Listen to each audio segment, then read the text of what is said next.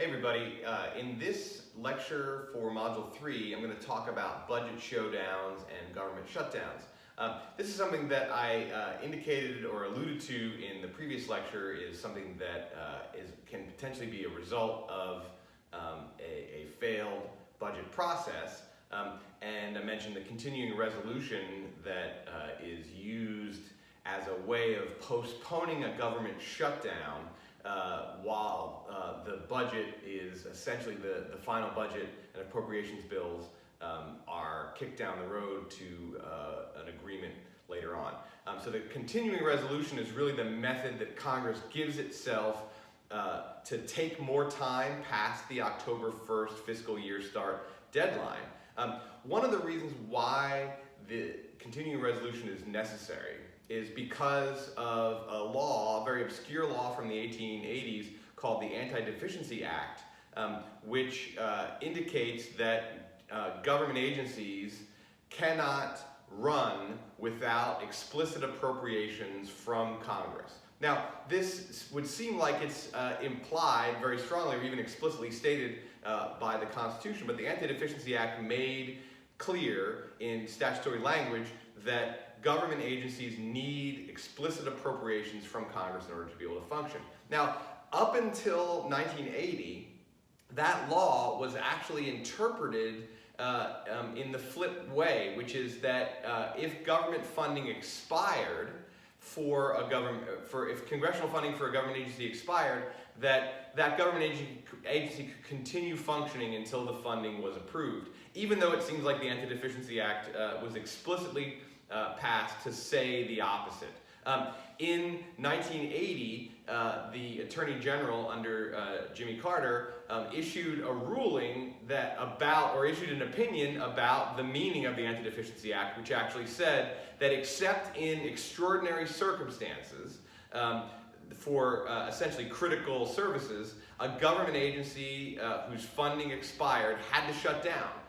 And that's exactly what happened in 1980, is that the Federal Trade Commission shut down for a couple of hours, maybe the better part of a day, because its funding had expired over a disagreement between the Carter administration and Congress, which was controlled by, both houses were controlled by the Democratic Party at the time, so there was unified government, over funding for and the power of and the regulatory powers of the Federal Trade Commission. There was a disagreement about how much power this executive branch agency ought to have, and so Congress basically just didn't fund it, and because of this brand new opinion issued by the Attorney General, the FTC, the Federal Trade Commission, shut down for a day and furloughed about 1,600 workers. And there was a bit of a showdown between President Carter and the congressional Democrats over funding the FTC, and basically Carter said he would let the entire government shut down if Congress didn't fully fund the Federal Trade Commission and not get into a debate over diminishing its regulatory powers. Now, this is one of the issues that I'll bring up in the final lecture for this module about outsourcing economic policy making to the executive branch. One of the important features of modern government is that so much policy making is done not in the legislative branch, which the Constitution gives fundamental legislative and policymaking power to, but in the executive branch, as a result of voluntary transfers of that policymaking power from the legislature to the executive branch. Now, I will talk about the reasons for that and the impact of that in a subsequent lecture in this module, but I just will note here that the Federal Trade Commission is one of many executive agencies that has regulatory power given to it by Congress to make, essentially, to not pass statutes, but to pass regulations that are exactly like statutes in their impact. They're law-like in the sense that they have to be obeyed and complied with, and there are penalties and sanctions associated with violating them. So it's not just that the executive branch is enforcing the laws passed by the legislature. The executive branch, to a greater and greater extent since the early 20th century, has been making law through its regulatory power. And the original budget showdown of the modern era, which was in 1980, was over exactly this issue, the regulatory power as well as funding for a very powerful executive agency, the Federal Trade Commission.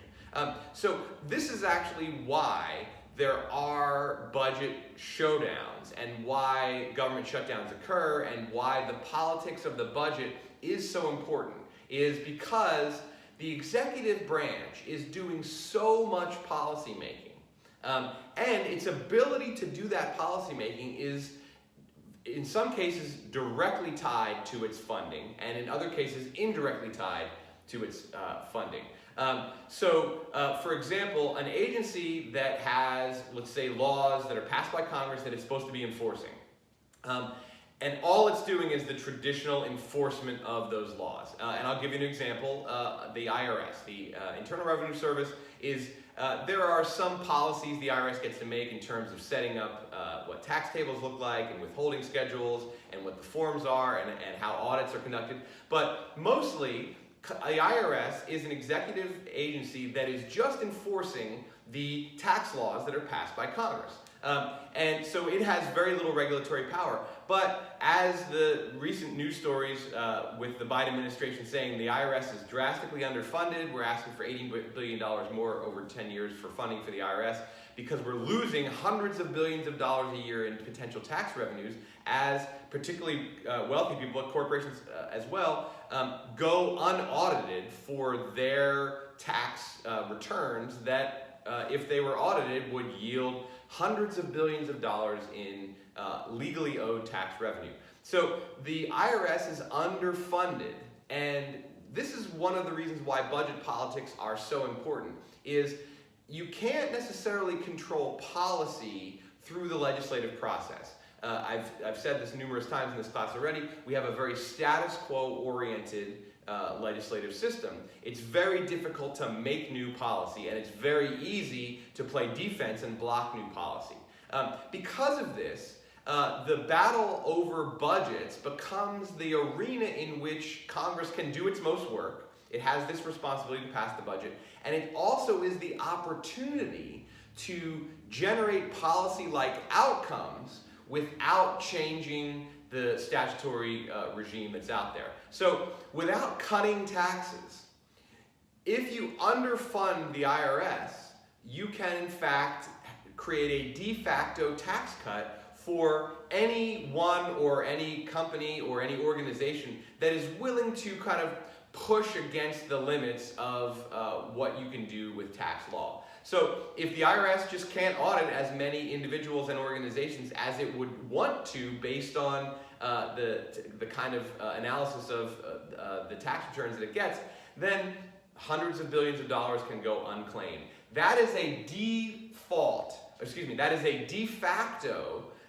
tax cut for anybody or any organization that's willing to go to that extent of like underreporting their earnings, overreporting their expenses, or using methods of tax avoidance. I almost said tax evasion. It is tax evasion and tax avoidance are related to each other, but tax avoidance is basically saying, well, I'm gonna do everything I can and maybe even a little bit more to avoid paying taxes. And if the IRS can't audit you, and if you know the IRS is largely understaffed, you can take that risk. It's like, okay, if I get audited, I'll have to pay back taxes, I'll have to pay penalties and interest.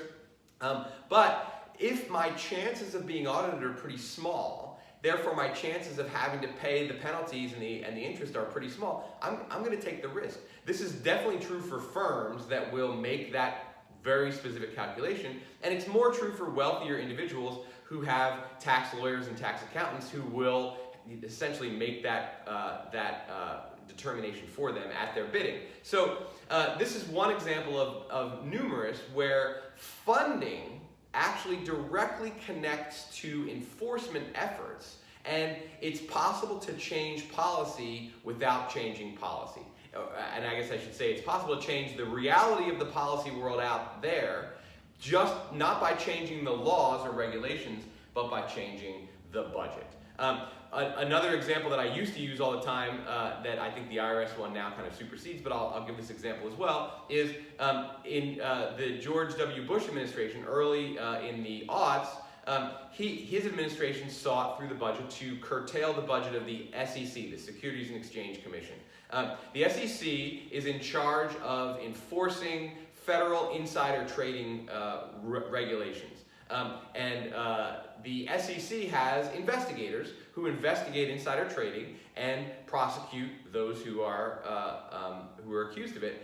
The Bush administration cut SEC investigation and enforcement budgets by about half, basically in order to deregulate the stock market, deregulate the trading of securities and commodities, because that was their policy agenda. But in order to do that directly would have required changing the SEC's regulatory mandate, changing the insider trading laws, changing penalties to reduce them, going through a cumbersome legislative deregulatory process.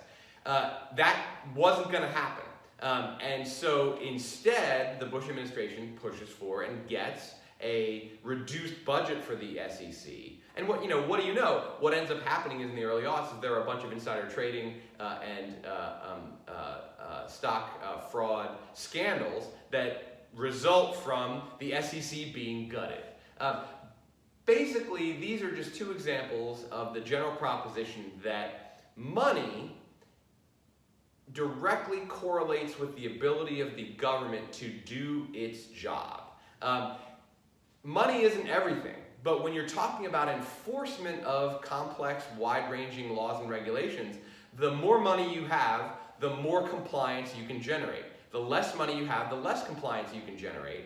And when there is a compliance regime that is soft, in other words, the laws are being under-enforced, there's very little investigation, the players in those policy arenas, for example, let's say environmental regulations aren't being enforced very strongly. If you're a polluting industry, you're going to look at the laws in the books and look at the level of compliance that's actually expected, and you're going to comply at the level that's expected, not at the level that's actually legal.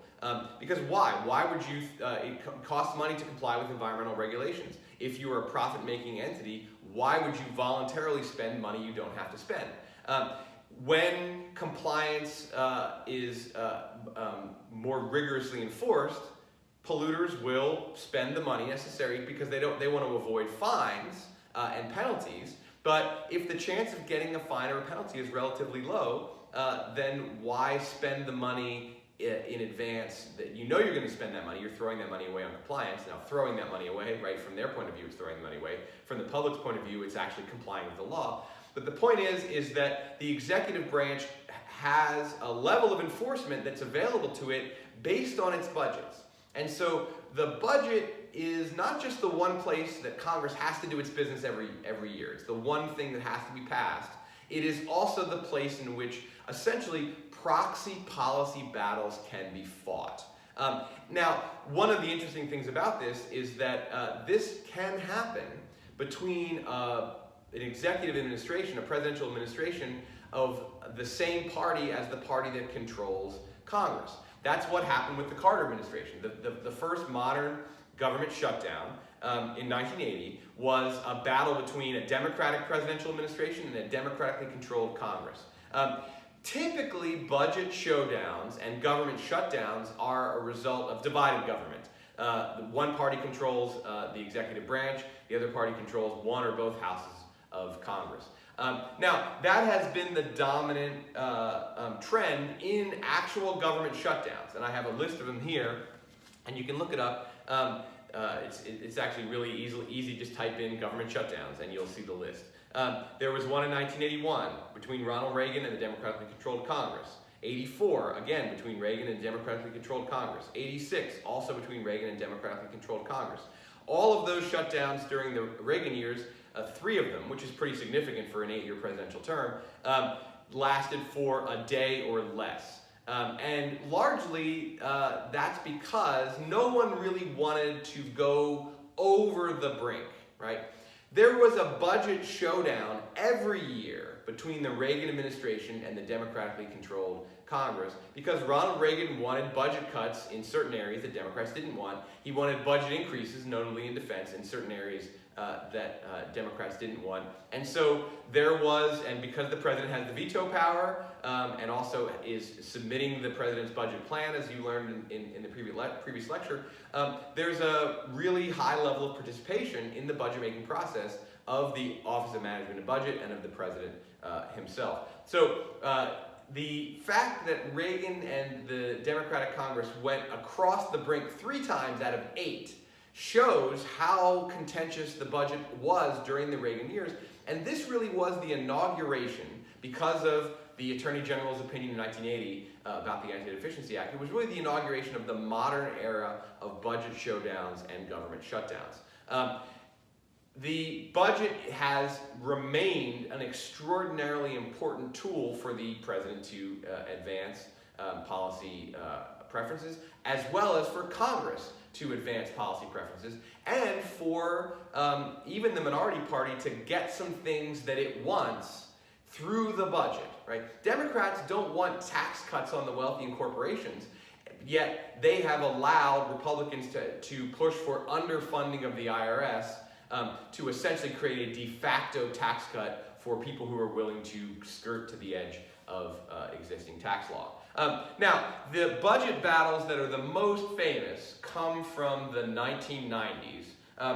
There was a 3-day government shutdown in 1990 when George Herbert Walker Bush was president, and he faced a divided Congress as well. But the 2 big famous ones came during the Clinton years that kind of set the tone for the modern budget showdown. The first one came after the 1994 midterm elections that gave Republicans control of both houses of Congress for the first time in 40 years. The last time they controlled both houses of Congress was 1954 when Dwight Eisenhower was president, and they had it for 2 years, and that was it. And then Democrats took control of Congress back again. So Bill Clinton faced a now Democratic or Republican-controlled Congress, both houses. It flipped. And it flipped during his first midterm election, and so he was facing a very dire situation of divided government because the Republicans who had taken over in the House and the Senate were very much, they won the election in 1994, running a legislative agenda that was oriented towards partly ethics reform, but partly pushing for criminal justice and welfare reform and economic deregulation. And Clinton had to now deal with an oppositional Congress. And of course, the Republicans who controlled Congress, they weren't going to be able to get new laws through because the president was going to be able to veto them, and they did not have a veto-proof majority. So the way that they were going to push for their agenda was through a budget showdown, and that's exactly what happened. Both in 1995 and then in 1996, first a 5-day government shutdown and then a 21-day government shutdown, the longest by far at the time, no longer the longest. It was the longest for nearly 25 years until the most recent 35-day government shutdown. There was one government shutdown during the Obama administration in 2013. It was 16 days long, but the Obama administration faced budget showdowns and near shutdowns nearly every year from 2011 through 2016 after the 2010 elections that, much like 1994, gave Republicans control of both houses of Congress. And so the standard problem with divided government, the standard problem with government shutdowns and budget showdowns happens when we have divided government. Except for the very first shutdown between Carter and Congress, the Democratic Congress, over the Federal Trade Commission, a pretty small issue. Every other budget showdown and government shutdown has occurred during a time of divided government. And that's understandable. Is when there's divided government, you need the president to sign the appropriations bills, or if you don't have a veto-proof majority, which really neither party has had in a very long time. And yet Congress, by having an oppositional party controlling both houses of Congress, can push for a budget that the president doesn't want. Both sides have levers of power to make use of, and the budget showdown that in some cases, not the majority of time, but a decent fraction of them, result in an actual government shutdown, where the continuing resolution isn't passed and funding does expire, and therefore federal agencies have to shut their doors until they actually have an explicit appropriation. That has become more of the norm, and it's because this is how policy battles are fought. These are proxy policy battles that are essential to the way Congress has to do its job, passing the budget, and really the only outlet for legitimate policy making to happen. Even though it's de facto policy making, not actual policy making by changing laws or regulations, it has the impact of changing the policy making landscape out in the world. Now, the two most recent shutdowns in 2018 and then 2019, in 2018 and then in 2018 into 2019 occurred during the rare unified government when a Republican president had a Republican-controlled Congress. Of course, the differences between the Trump administration's view of what the budget should be like and Republicans in Congress' view of what the budget should be like is what led to this. And so those particular showdowns, and Trump actually had showdowns with the Republicans in control of Congress pretty much every time, though he had 2 shutdowns, 4 budget cycles, 2 shutdowns. So half the time, the Republican president and the Republican-controlled Congress couldn't agree on a budget. Why? Well, because executives have different policy preferences than legislators. The president has a different view on what money needs to be appropriated and spent than the members of Congress do. And of course, that makes sense because they're elected by different constituencies with different election cycles through different electoral procedures. And each of them has different tools of power to advance their agendas. The budget is where those two sets of tools clash. Can we expect budget showdowns between in a unified government period between a Democratic president and Democratically controlled Congress, or a Republican president and Republican controlled Congress? I would say absolutely yes. Just because there's a Democrat in the White House and Democrats controlling both houses of Congress doesn't mean that there's unity on what needs to be done, either in terms of policy or in terms of what the federal budget should look like. So there's always going to be tension and conflict. The ability of the party leaders under a unified system to get together and agree on what they're going to do to avoid a contentious fight, I would say will probably prevent government shutdowns from happening under unified government when there's not a guy named Donald Trump in the White House. But I could envision future conflicts between a Republican president and a Republican-controlled Congress that result from these deep conflicts of policy viewpoint that result in unified government shutdowns. I have a harder time believing that the animosity between a Democratic president and Democratic leaders in Congress would lead to an outright government shutdown. But it could happen. Who knows? I've been wrong about my predictions before, but I see the dynamics there playing out a little differently.